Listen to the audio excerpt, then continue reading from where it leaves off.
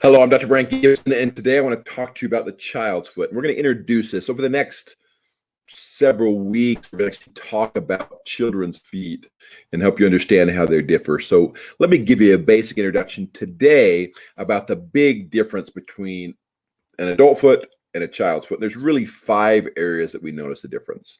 Number one, the shape. Although the foot is very similar shape to the adult foot, the proportions are different.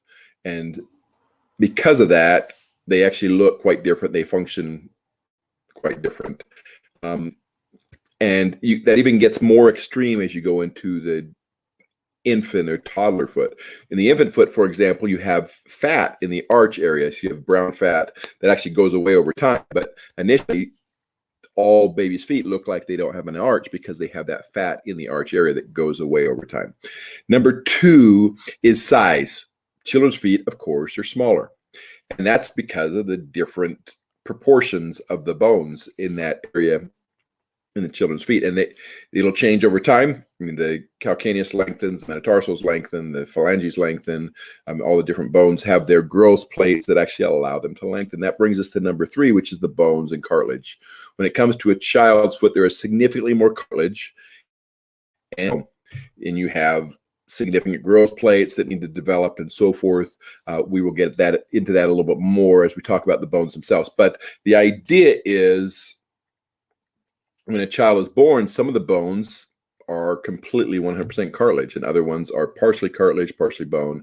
And over the period of a child's foot growing, it becomes more and more bone. In the adult foot, much of this cartilage is gone because all the bones have actually developed and are done growing at that point. The 4th is the elasticity. One of the big questions that people have is, why don't children and youth have the same injuries and the same problems that adults have?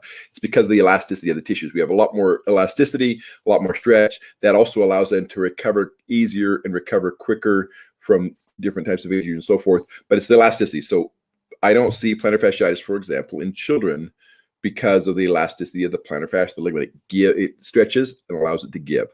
Number 5 is healing potential. The good thing about a child's foot is it heals significantly faster. So, for example, if you were to break a child's foot or break an adult's foot, the child's foot heals quicker. A stress fractured child will heal quicker than a stress fractured adult, and so forth. So the idea here is shape's different, size is different. They have less bones, more cartilage. The elasticity of the tissues is significantly higher in children, and they heal quicker.